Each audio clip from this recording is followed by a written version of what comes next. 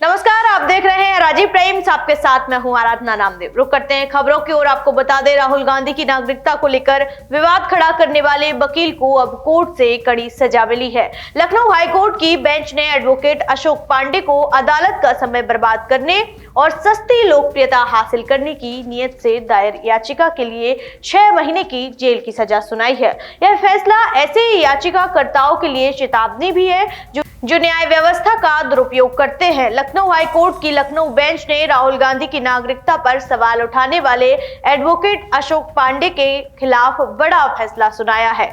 Court ने कहा है कि अशोक पांडे ने न्यायिक प्रक्रिया का दुरुपयोग किया है और बिना किसी ठोस आधार के जनप्रतिनिधित्व अधिनियम के तहत याचिका दायर की, जिससे अदालत का समय बर्बाद हुआ। कोर्ट ने टिप्पणी करते हुए कहा कि इस तरह की औचित्यहीन याचिकाएं नगरपालिका की गरिमा को ठेस पहुंचाती हैं।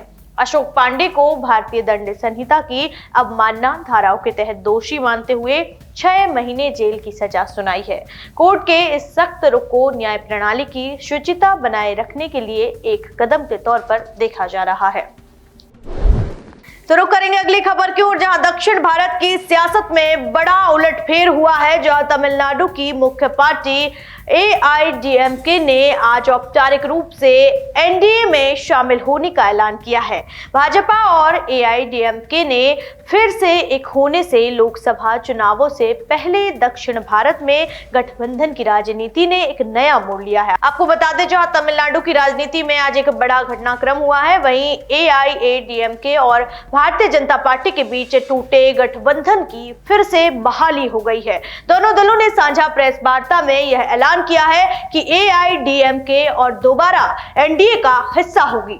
सूत्रों के मुताबिक सीट बंटवारे को लेकर सहमति बनने के बाद यह गठबंधन फाइनल हुआ। यह कदम दक्षिण भारत में भाजपा के लिए रणनीतिक तौर पर अहम माना जा रहा है।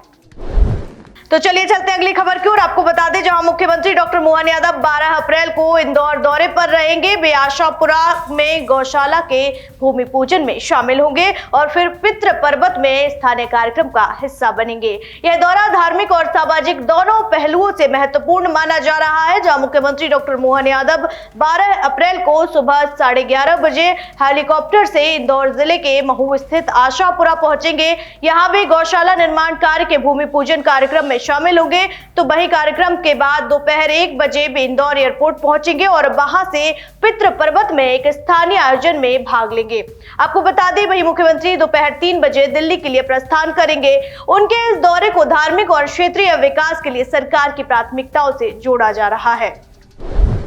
रुक करते हैं अगली खबर की ओर। आगरा एक बार फिर हाई अलर्ट पर है। वजह है 12 अप्रैल को राणा सांगा की जयंती पर करणी सेना का विशाल कार्यक्रम। हाल ही में सांसद रामजीलाल सुमन के बयान को लेकर जो बवाल हुआ था, उसने प्रशासन की नींदें उड़ा दी थी और अब करणी सेना के इस आयोजन से पहले पुलिस ने पूरी ताकत झोंक दी है। दरअसल करणी सेना राणा सांगा की जयंती के मौके पर विशाल कार्यक्रम का आयोजन कर रही है, जिसमें करीब 3 लाख लोगों के जुटने का अनुमान है।